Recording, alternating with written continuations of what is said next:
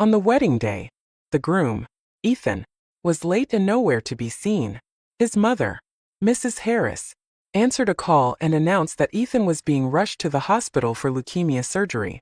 To save him, I, without hesitation, signed the bone marrow donation form handed to me by Mrs. Harris. I died on the operating table. Our child couldn't be saved either. After my death, my spirit left my body, desperate to see the man I had loved for 6 years. But what I saw crushed me. Ethan was perfectly fine, holding his true love, Sophia, in his arms. They were in our wedding suite, the one I had sold to help with his company's financial issues. We finally have the money to stabilize the company, and I can marry you now, Ethan whispered to Sophia. It turned out he had faked his illness just to harvest my bone marrow so he could run away with her. When I opened my eyes again, I had returned to the morning of my wedding day. This time, I swore to make him pay. As I stood in the wedding hall, my heart no longer fluttered with the joy it had in my past life. All I felt was a burning hatred. If I remembered correctly, Ethan was with Sophia right now, whispering sweet nothings and promising a future together. Meanwhile, I was moments away from being abandoned on my wedding day, betrayed by both him and his mother, who would leave me to die. Back then, I had willingly walked into their carefully laid trap, blinded by love. The searing pain in my chest was unbearable as I thought about how I had wasted 6 years of my youth, only to face such a cruel ending. The image of the two of them wrapped in each other's arms haunted my mind, but there was no time to dwell on the past.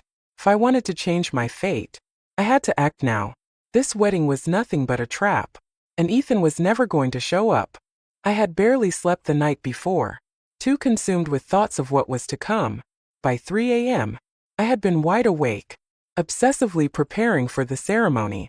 Now, lightheaded from exhaustion, I stumbled and reached for a piece of wedding candy from the table to steady myself.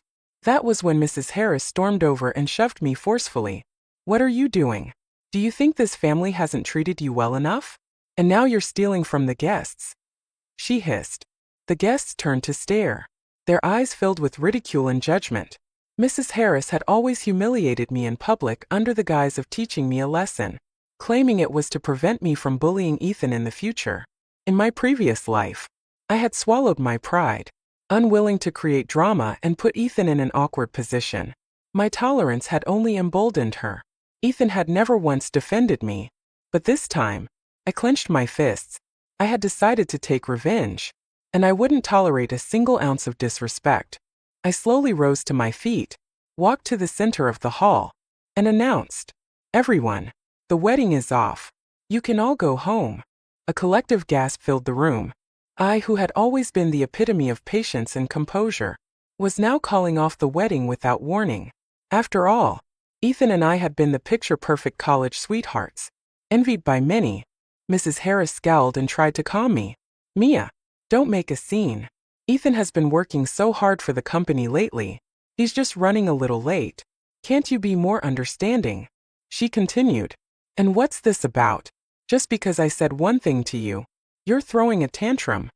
Ethan's company was indeed in trouble, but what Mrs. Harris didn't know was that I was the company's majority shareholder.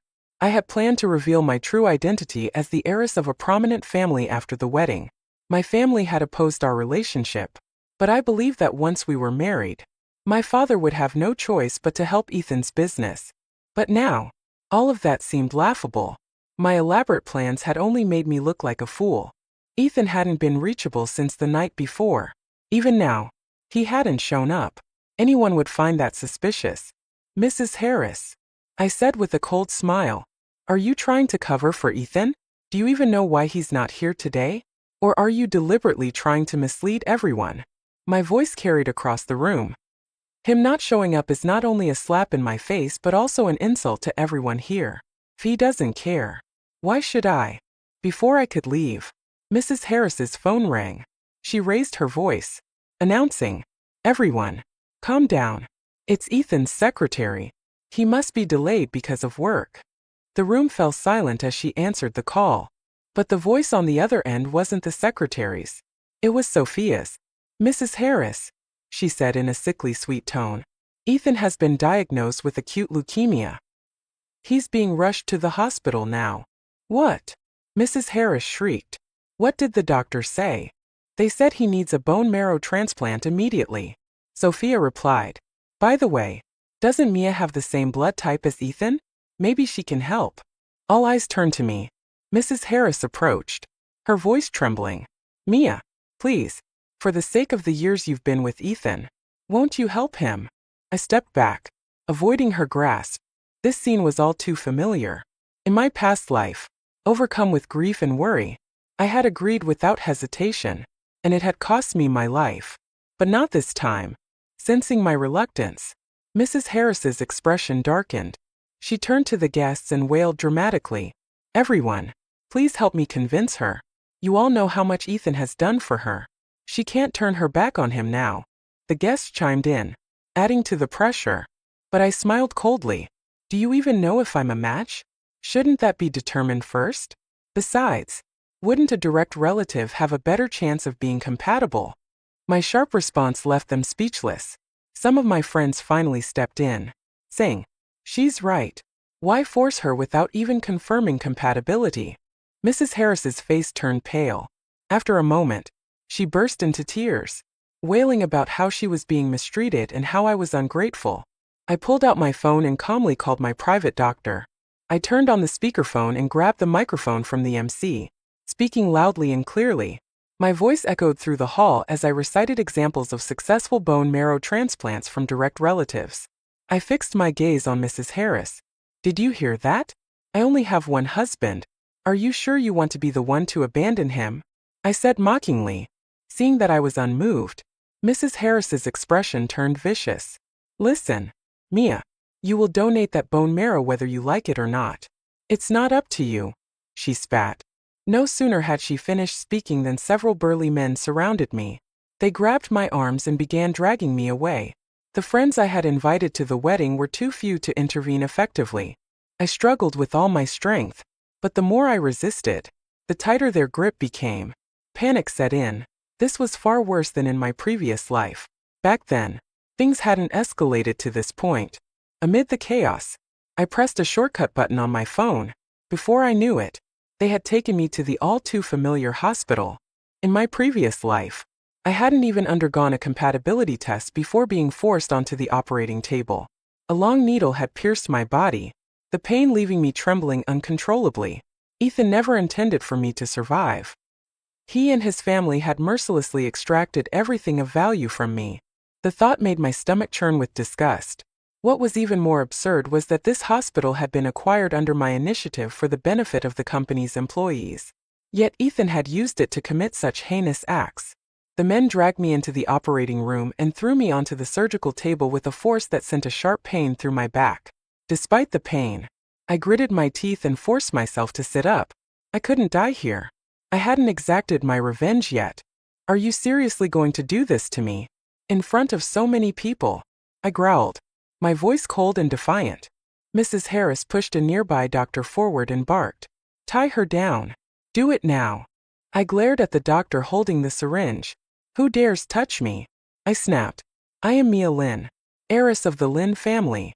The doctor hesitated, his hand trembling slightly. Mrs. Harris. She really is a Lin, he stammered. Others in the room froze, exchanging nervous glances. Everyone knew the consequences of crossing the Lin family. Seeing the hesitation, Mrs. Harris kicked the doctor and snatched the syringe from his hand. She stormed toward me, grabbing my hair roughly. What are you afraid of? She's no heiress. If she is, I'll kneel and knock my head on the floor 10 times. Taking advantage of her arrogance, I bit down on her arm with all my strength. She screamed in pain, but before anyone could react, a familiar voice echoed through the room. What do you think you're doing? I looked up to see Mr. Lee, the butler who had raised me, storming into the operating room. He grabbed Mrs. Harris's arm, forcing her to release me. A commanding voice followed from the doorway, laced with cold authority. Who dares act so audaciously? The crowd parted to reveal my father. His tall figure exuded the confidence and power I had missed so dearly in my past life. My eyes brimmed with tears as I stared at him. The last time I had seen him, his once proud demeanor had been crushed under the weight of grief over my death. Now, Seeing him full of vitality filled me with a surge of complex emotions. The doctor turned pale. "Mr. Lin, we didn't expect you to come." Mrs. Harris's expression shifted immediately. She forced a smile. "Mr. Lin, we were just handling a family matter. We didn't mean to trouble you." My father cast a cold glance at her and let out a chilling laugh. "If I hadn't come, my daughter would have died at your hands." Mrs. Harris trembled, her mind racing for an explanation. She had assumed no one important would intervene, especially not me. Realizing she had no choice but to gamble, she changed her tone. "Mia, it was all just a misunderstanding. I was desperate to save Ethan. You love him, don't you? You want him to get better, right?"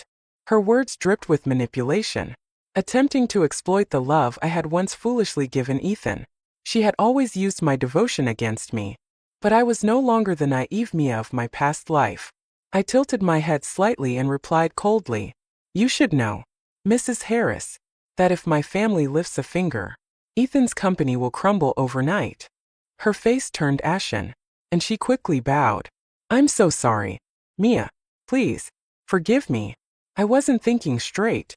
Her once overbearing demeanor had vanished, replaced by groveling desperation. But I had no intention of letting her off that easily. I let a sly smile spread across my face. "Then, as you said, go ahead and bow your head 10 times. My tone was calm, but I could feel the malice radiating from me. After all, I was a vengeful ghost who had crawled back from hell. Mrs. Harris stepped back, stumbling and falling to the floor. Her teeth clenched as her mind raced. So, she really is a Lin.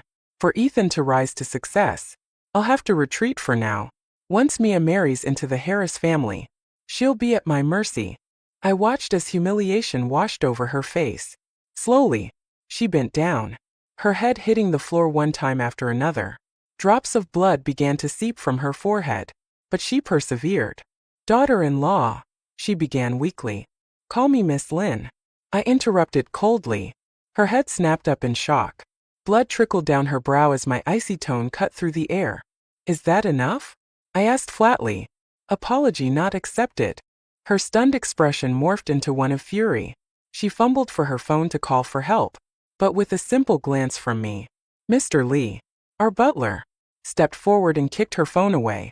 "Confiscate her phone," I ordered. "Take her for compatibility testing. She is not to leave the hospital without my permission." Without waiting for her protests, she was gagged and escorted out of the room. The remaining crowd dispersed quickly, leaving only me and my father in the operating room. Taking a deep breath, I steadied myself and turned to him. "I don't want to marry Ethan anymore." He sighed deeply but didn't argue. Instead, he stepped forward and gently placed a reassuring hand on my shoulder. "Good girl. Let's go home." On the drive home, the surrealness of it all weighed heavily on me. My father's protective presence made me feel safe, and I was grateful that I had the chance to undo my past mistakes. In my previous life, after my death, Ethan's cruelty had extended to my family, robbing my parents of their peaceful old age. The thought of their suffering ignited a renewed hatred within me. This time, I vowed to protect them and make Ethan pay. When we arrived home, I told my parents everything that had happened. My mother clutched my hand, tears streaming down her face. "I always said Ethan wasn't the right man for you. How dare they do something so vile?" she cried. "I'll make sure every company in a city blacklists him. How dare he mess with the daughter of Lin Chang'an?" Even my father, usually calm and composed, expressed his anger on my behalf. Their love and concern moved me deeply, but I shook my head firmly. "Mom, Dad, I know you're worried about me, but please, let me handle this myself. I promise I won't let him off lightly." They hesitated but finally agreed, though reluctantly. They didn't know what I had been through. They only wanted me to stay far away from that despicable man. Looking at their youthful faces, I silently vowed that I would never let them worry about me again. After dinner, I retreated to my room. It had been years since I'd stayed at home, as my previous life had been consumed by Ethan's demands. Lying on the soft bed, I couldn't stop the tears from flowing. The man I had loved for 6 years had turned out to be a monster. I had always suspected that something wasn't right between Ethan and Sophia, but my love for him had blinded me. allowing him to use my feelings as a shield for his deceit. It was unforgivable that he had betrayed me, but his attempt to take my life had pushed me beyond the point of no return. Through the night, I planned my next steps carefully, formulating a strategy to bring Ethan down piece by piece. The next morning, I dragged myself downstairs with dark circles under my eyes. My parents were surprised to see me up so early, as I usually slept in when I was home. I grinned and wrapped my arms around my mother. "I just wanted to spend more time with you," I said playfully. After a leisurely morning with my family, I left the house, accompanied by Mr. Lee. He dropped me off at what used to be my wedding home with Ethan. The moment I stepped inside, memories flooded back. Every corner of the house had been decorated meticulously by me. At one point, I had dreamed of raising our children here and living a blissful life. Now, the very thought made me nauseous. I forced myself to walk to the master bedroom. If my memory served me right, in my previous life, I had already died in the hospital by this time. Meanwhile, Ethan and Sophia had used this very room to celebrate their twisted union. I pushed open the door, and a foul stench assaulted my senses. Sweat and other unspeakable odors hung in the air. The bed was in complete disarray, the sheets crumpled and stained, scraps of paper littered the floor, and the quilt, painstakingly sewn by my mother, lay discarded on the ground, wrinkled and abandoned, much like my failed marriage. I took a deep breath, suppressing the urge to destroy everything. Instead, I methodically installed cameras throughout the room. Collecting evidence was more important than giving in to my emotions. Once I was done, I sat on the living room couch and waited. It wasn't long before I heard laughter and playful chatter outside the door. Soon, the sound of keys turning in the lock reached my ears. Sophia's voice rang out, cheerful and carefree, as though she and Ethan were a blissful newlywed couple. The door opened, and Ethan froze in the doorway when he saw me. His face turned pale, and he nearly bolted. But I smiled warmly and stood up. "Ethan," I said, feigning relief. "You're okay. I was so worried about you." Seeing that I wasn't immediately accusing him, Ethan hesitated, then cautiously responded, "Mia, what are you doing here?" I tilted my head and gave him an innocent look. "What do you mean? This is my house, isn't it? But why aren't you at the hospital? I've been so worried about you." Right, he stammered, clearly flustered. "The doctor said it's just early stages. I didn't need to stay, so I came back." His words stumbled over themselves as he tried to appear calm. "Where's Mom?" I nodded knowingly. Ethan's question had a clear purpose. Yesterday, his mother was supposed to handle everything about me. I feigned a look of confusion. "I don't know. Yesterday, I went to the hospital, thinking I was going to save you, but the doctor said we weren't a match. After hearing that, your mom left with the doctor, and I haven't been able to reach her since." "That doesn't make sense," Ethan muttered under his breath. His brow furrowed. Of course, it didn't make sense. They had planned everything. Regardless of whether I was a match, they weren't going to let me walk away. I sneered internally but kept my expression filled with concern. "Strange," I said, tilting my head innocently. "What does it mean? Do you not trust me anymore? And after I worried so much about you yesterday?" Ethan snapped out of his thoughts, waving his hands. No. How could I not trust you? I know my wife has my best interests at heart." But his eyes betrayed him. Flickering nervously toward the master bedroom, feigning curiosity, I teased, "What's wrong? Are you hiding someone in there?" The color drained from Ethan's face. He stammered incoherently, but I had no intention of listening to his excuses. I cut him off with a dismissive laugh. "Relax. I'm just joking. I've got some things to take care of at home, so I'll leave now." As I walked past Sophia, who was standing behind Ethan, I couldn't resist a pointed comment. "Oh, and your little secretary is here too? Be sure to take good care of Mr. Harris tonight." Without waiting for a response, I left. Back at home, I sprawled across my bed, satisfied. For the first time in ages, I wasn't preoccupied with pandering to a man. The peace and freedom felt like a luxury I hadn't enjoyed in a long time. As I considered where to go shopping the next day, my computer beeped with an alert. My surveillance software had picked up activity. Excited, I sat up and opened the program. pulling up the live feed from the cameras I had installed. On screen, Ethan and Sophia were sitting on the bed, talking. I turned up the volume. Their conspiratorial voices came through clearly. "I thought you said she wouldn't come back," Sophia complained, her tone laced with fake indignation. Despite her words, her body leaned intimately against Ethan. "I didn't lie to you," Ethan snapped, furrowing his brow. "Let me call Mr. Wong and find out what happened." Mr. Wong, the black market dealer who was supposed to handle the bone marrow transaction, answered the call. "What happened yesterday?" Ethan demanded.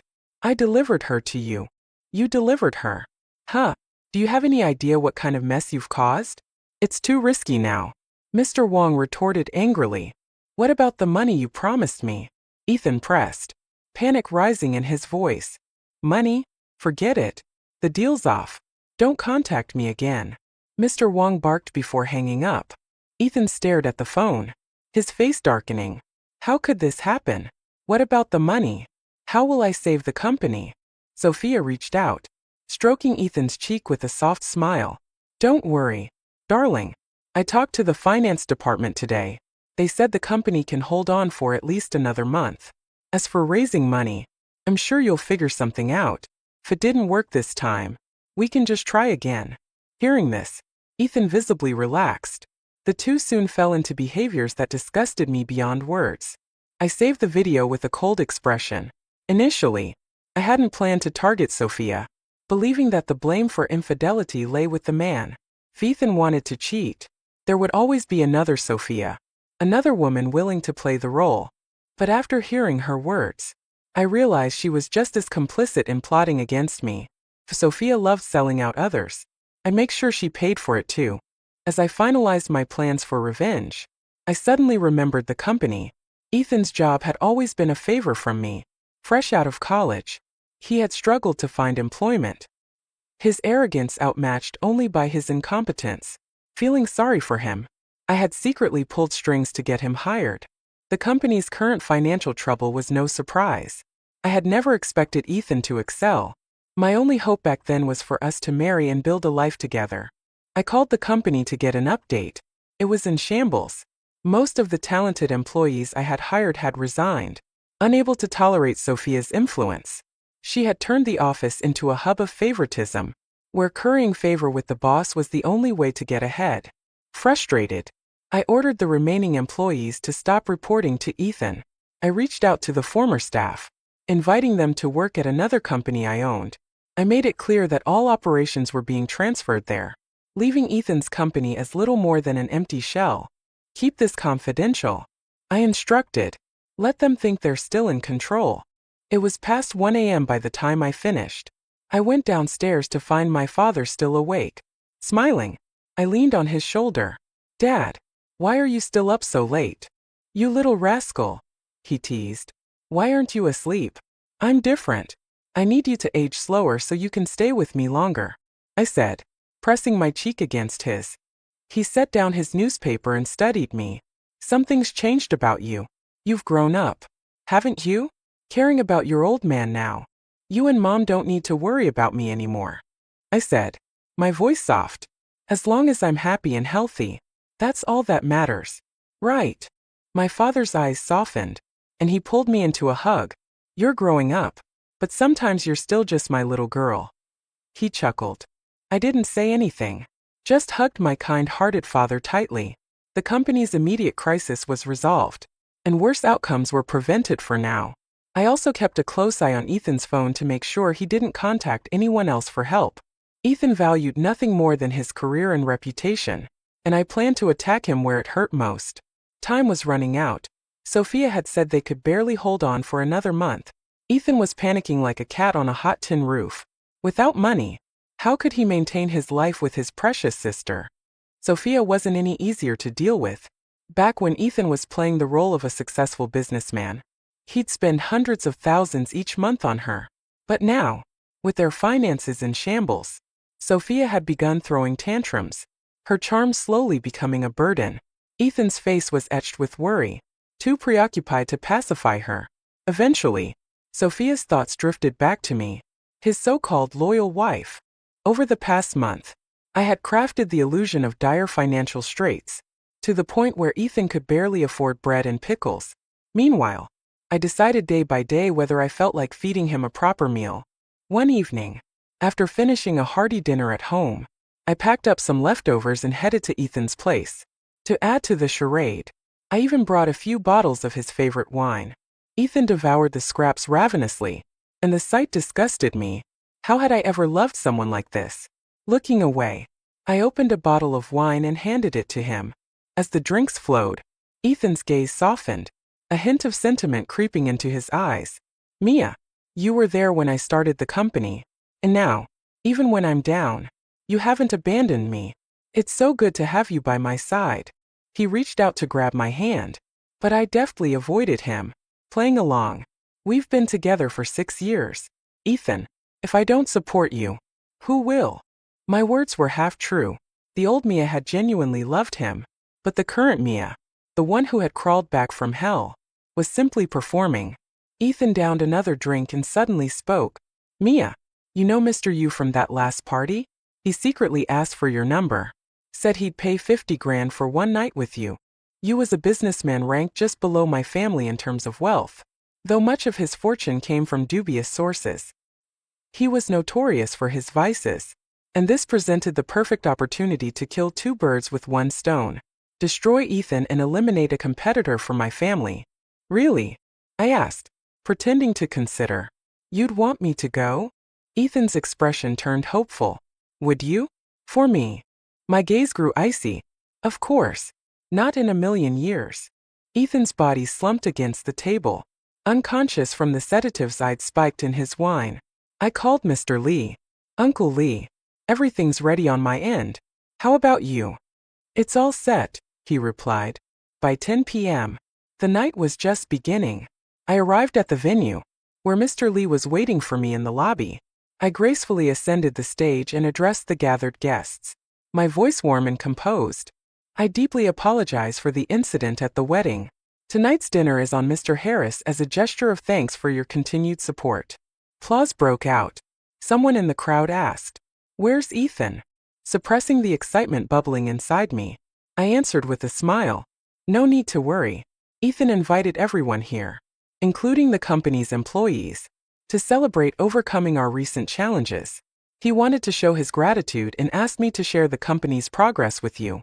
As I spoke, the large screen behind me lit up, but instead of company achievements, the footage showed 2 intertwined bodies on a bed. The room erupted in gasps and whispers. Feigning panic, I stammered, I'm not sure what this is. There must be some mistake." But everyone was too engrossed in the scandalous video. As the footage reached its climax, the faces of the 2 individuals came into full view. It was Ethan and Mr. Yu. The crowd descended into chaos, and Ethan's reputation was utterly destroyed. The sedatives were strong, and Ethan remained unconscious until morning. By then, his phone was inundated with messages. I sat by his bedside, eagerly awaiting his reaction. When he finally woke and saw the news, his face turned pale, and he nearly fainted again. I slapped him awake, and he stared at me, trembling. What is this? I need to go to the hospital." "You want to go to the hospital?" I sneered. "Sophia said you had a plan to make money, but, darling, we're broke. Get used to it." I buried my face in my arm, stifling a laugh as Ethan's panic turned to fury. "Where's Sophia? Bring her here," he roared. "Oh, she's been busy dating lately," I replied nonchalantly. I had deliberately introduced Sophia to one of my childhood friends, a minor businessman who was playing along with my scheme. Ethan's face darkened further, but I continued to taunt him. "What's wrong? Darling, she's a young woman. Isn't she allowed to fall in love? You can't expect her to keep slaving away for the company forever." At this, Ethan finally passed out. Even a few slaps couldn't wake him. 3 days later, I saw him again. He looked thinner, his once confident demeanor completely gone. Yet, Sophia had returned to his side. I heard that Ethan had tried to report the incident to the police, but Mr. Yu had settled it privately with money, essentially selling Ethan out in the process. I was in an excellent mood. Sophia loved selling others. Let's see who could outsell whom. Though Ethan and Sophia appeared to reconcile, they had no idea that every step they took was still under my control. After learning Ethan received a small settlement, I had my friend cut off ties with Sophia.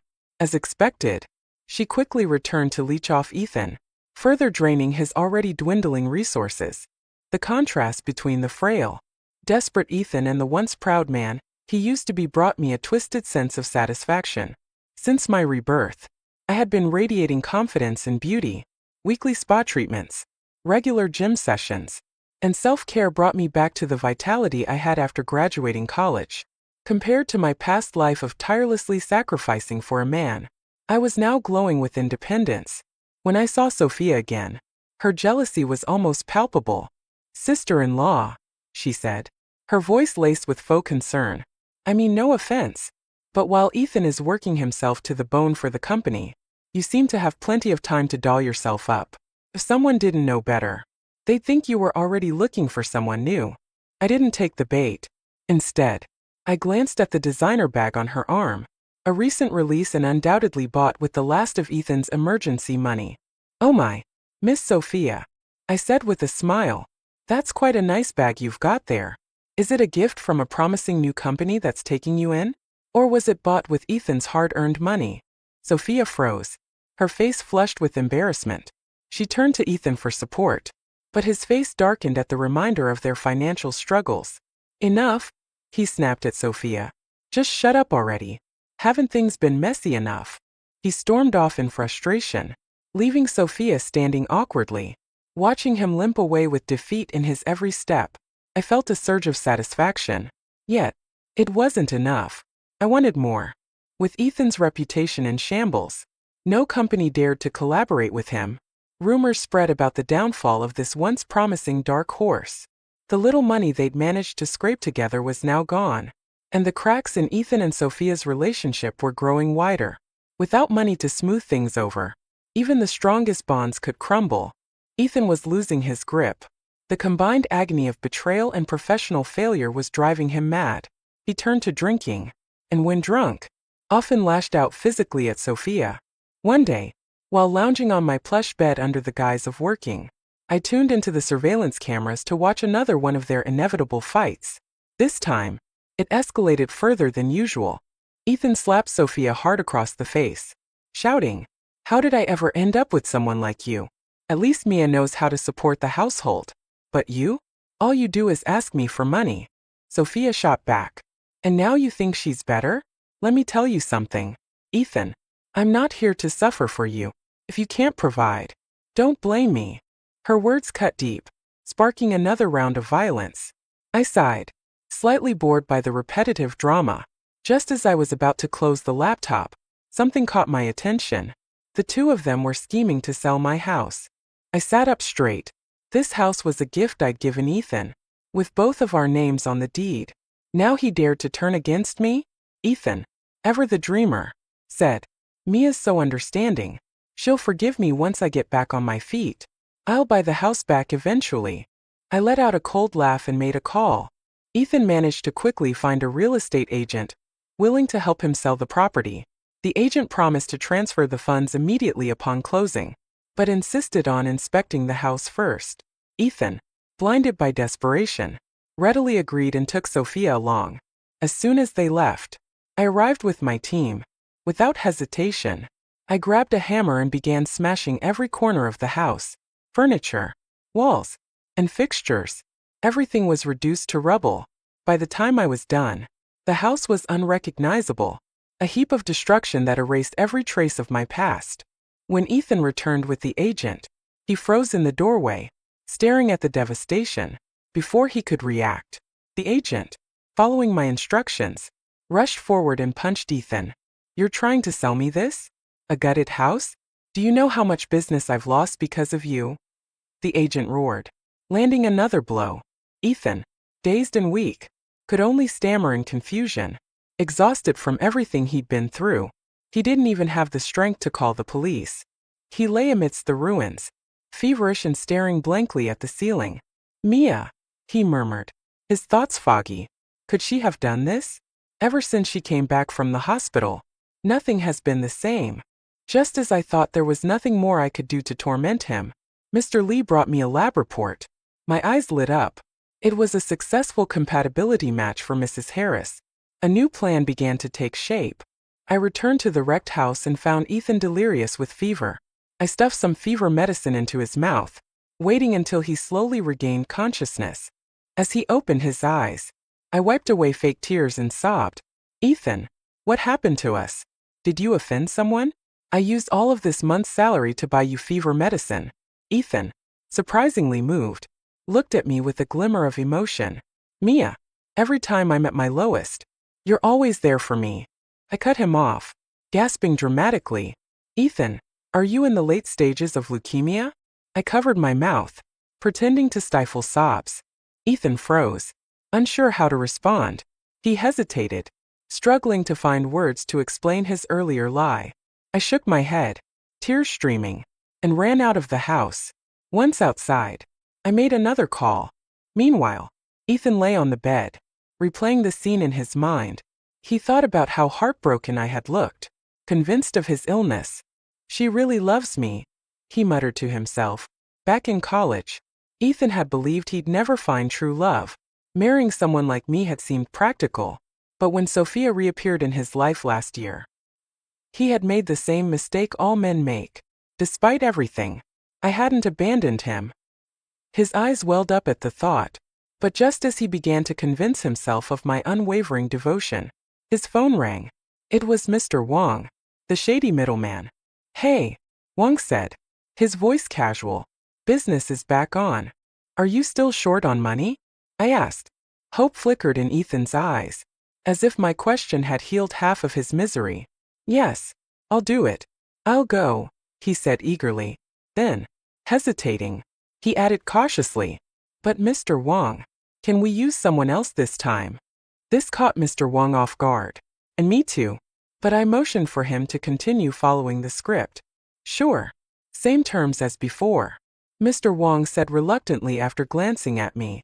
Back in the room, Ethan grabbed my hand excitedly. We're going to have money soon. Everything will be okay. I smiled faintly, already knowing he had decided to abandon Sophia in this transaction. Yet, no matter his choice, my plan remained unchanged. The day of the surgery for Mrs. Harris arrived. I brought Ethan to the hospital, claiming he needed a medical checkup. Once there, I revealed the true purpose. Darling, I said gently, someone's willing to donate bone marrow for you. You just need to go through with the surgery.